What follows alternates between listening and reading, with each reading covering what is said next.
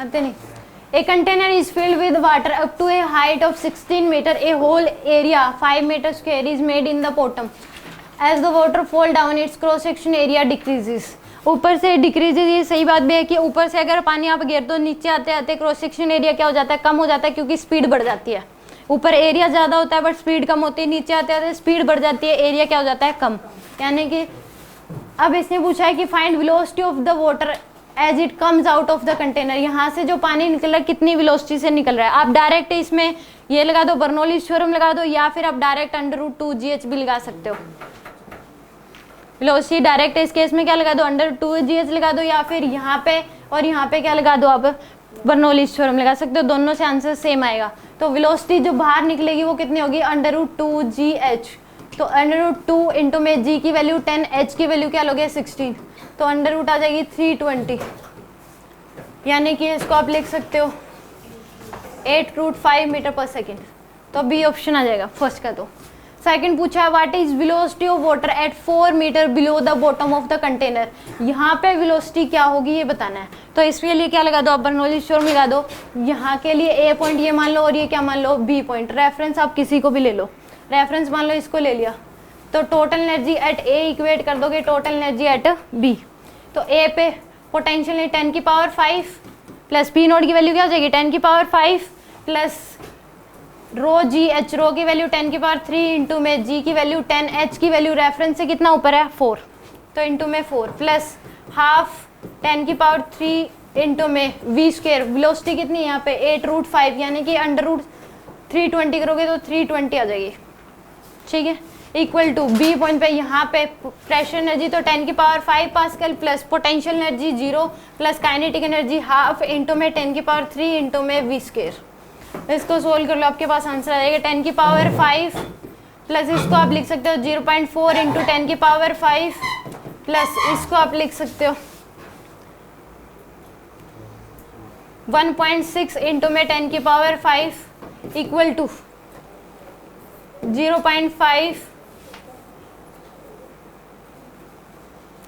ये आ जाएगा आपके पास। इसको 10 से मल्टीप्लाई डिवाइड कर दो,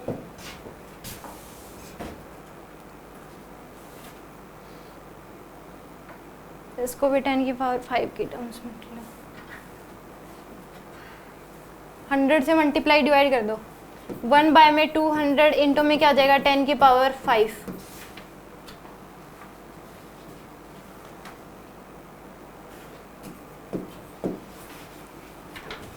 या फिर इसको एज इट इज रख लो एक बार। 1/2 इंटू में 10⁵। इसको सोल्व कर लो, कितना आ जाएगा 1.6 प्लस 0.4 प्लस 1, यह आ जाएगा 2.6 प्लस 0.4 करोगे तो कितना होगा 3 इंटू 10⁵ इक्वल टू आ जाएगा 1 इंटू में 10⁵ इंटू में v²। तो 6 इंटू में 10⁵ डिवाइड बाय में 10⁵ इक्वल टू आ जाएगा v² के। तो 600 इक्वल टू v² आ जाएगा। तो 600 इक्वल टू क्या आ जाएगा, v² की वैल्यू आ जाएगी आपके पास 600, तो v की वैल्यू आ जाएगी आपके पास √600।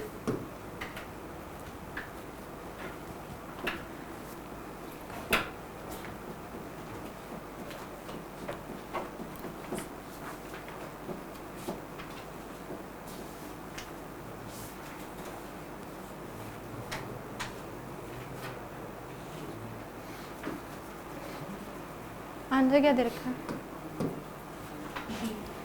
40 मीटर पर सेकेंड।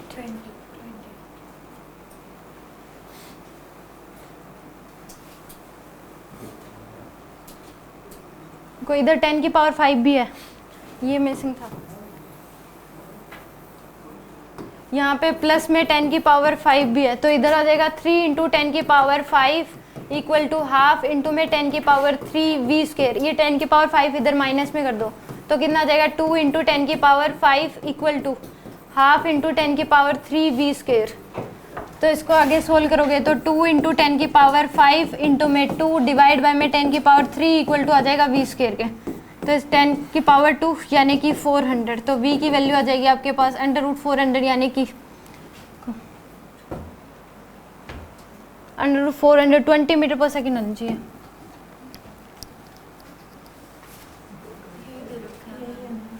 20 मीटर पर सेकेंड।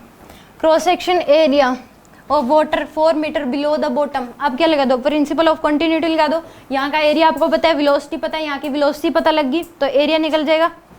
वेलोसिटी पता लगी 20 मीटर पर सेकेंड। तो अब प्रिंसिपल ऑफ कंटिन्यूटी लगा दो, A1V1 इक्वल टू क्या कर दोगे, A2V2। A1 की वैल्यू कितनी है, √5 मीटर स्क्वायर इंटू में V1 की वैल्यू है आपके पास √320 इक्वल टू आ जाएगा A2 की वैल्यू निकालनी है, V2 की वैल्यू है 20। ये मल्टीप्लाई करो कितना आ रहा है, 40 आ रहा है पूरे सोल्व करने पे। तो 40 इक्वल टू A2 इंटू में 20 तो आ जाएगा, डिवाइड बाई में 20 कर दोगे तो कितनी आ जाएगी, 2 आ जाएगी। A2 की वैल्यू आ जाएगी 2 मीटर क्यूब, 2 मीटर स्क्वायर। किसी को कोई डाउट?